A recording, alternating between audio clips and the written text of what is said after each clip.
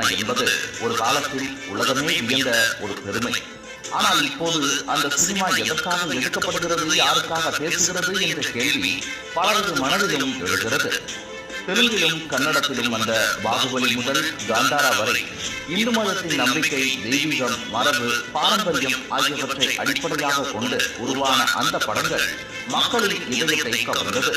அங்குள்ள மக்கள் தங்கள் தெய்வ நம்பிக்கையை திரையில் பெருமையாக காண்பிக்கிறார்கள். காந்தாராவில் காட்டப்பட்ட பூதகோலா மரபு, பாகுபலியில் தெரிந்த வீரபக்தி எல்லாமே இந்திய கலாச்சாரத்தின் அடையாளங்களாக மாறின. ஆனால் இதே நேரத்தில் தமிழ் சினிமாவில் நிலைமையே மாறிவிட்டது. சில படங்களில் மத நம்பிக்கையை கேலி செய்வது, கோவிலையும் சடங்குகளையும் கிண்டல் செய்வது வழக்கமாகிவிட்டது. கடவுள் இல்லை, மதம் தேவையில்லை என்கிற குரல்கள் பெருகியுள்ளன.